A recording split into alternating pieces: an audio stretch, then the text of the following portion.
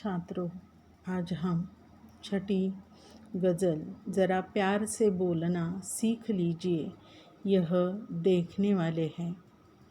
इस गज़ल के गज़लकार है रमेश दत्त शर्मा।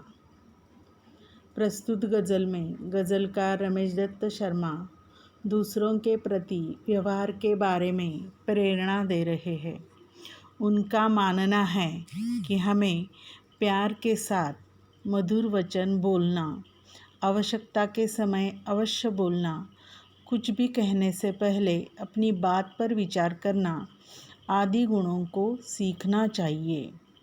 देखो तो फिर हम आज गज़ल देख रहे हैं, ज़रा प्यार से बोलना सीख लीजिए।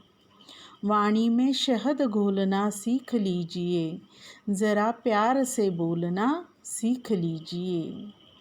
हे मानव, अपनी वाणी में शहद जैसी मिठास घोलना सीखो, अर्थात मधुरभाषी बनो।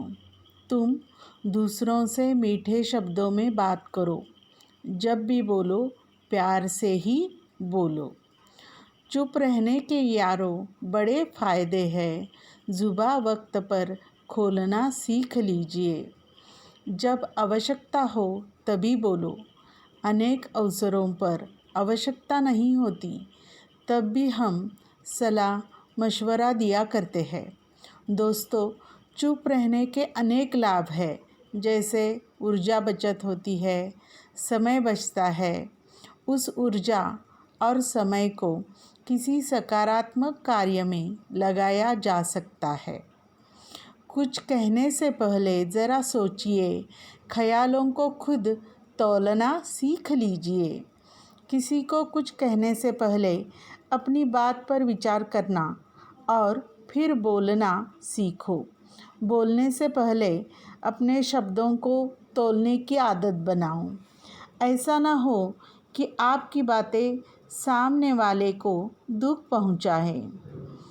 तू तड़ाक हो या फिर हो तू मैं, अपने आप को टोकना सीख लीजिए। तलवार से हुआ घाव देर सवेर भर ही जाता है, किंतु कटु वाणी से हुआ घाव कभी नहीं भरता। समय असमय हमें याद आकर मार्मिक पीड़ा पहुंचाया करता है। इसलिए यदि बातचीत के दौरान वैचारिक मतभेद हो, एक दूसरे पर आरोप प्रत्यारोप की स्थिति उत्पन्न हो, तो अपने आप को टोककर चुप रहना सीखो। पटाखे की तरह फटने से पहले रोशनी के रंग घोलना सीख लीजिए। मित्र किसी भी परिस्थिति में एक दूसरे पर क्रोध में फट पड़ने के स्थान पर प्यार का प्रकाश फैलाना कहीं उचित है, क्योंकि क्रोध की प्रतिक्रिया में क्रोध ही मिलेगा और बात हाथ से निकल जाएगी। यह तथ्य कभी नहीं भूलना चाहिए कि कड़वी बोली हमेशा संबंध बिगाड़ती ही है। कटु वचन तो सदा बोते हैं कांटे, मीठी बोली के गुल रोपना सीख लीजिए। कटु वचनों से कांटे ही मिलते हैं। कटु वचन ऐसे बीज है जिनके फलस्वरूप कांटों रूपी फसल ही मिलती है। अतः कटु वचनों का त्याग करके मीठी बोली रूपी फूल के पौधे लगाओ। बात बेबात कोई चुभने लगे तो बदलकर उसे मोड़ना सीख लीजिए। यदि बात करते करते कोई ऐसा प्रसंग आ जाए कि किसी की बात आपको या आपकी बात दूसरों को चुभने लगे, तो बात को प्यार के मोड़ पर लाना सीखो, ताकि वातावरण की कटुता दूर हो जाए। ये किसने कहा ओठ सीकर के बैठो, ज़रूरत पे मुंह खोलना सीख लीजिए।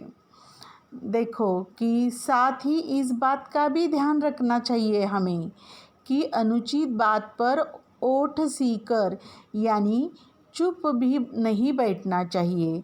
कहीं कोई किसी प्रकार का अन्याय कर रहा हो या अत्याचार हो रहा हो तो उस समय चुप रह जाना भी अन्याय ही होगा। हमें ऐसी परिस्थिति में डटकर ज़ोरदार शब्दों में उसका विरोध करना चाहिए। तो फिर मानवीय जो गुण हैं, जो अच्छी बोली से हम दूसरों को अपना सकते हैं, यही बात बताने की कोशिश इस गज़ल में गज़लकार ने की है। देखो, अब हम कठिन शब्द देखने वाले हैं। बेबात यानी बिना बात, ज़ुबान यानी जीभ, मुँह, सीकर यानी सिलकर, रोपना यानी बोना।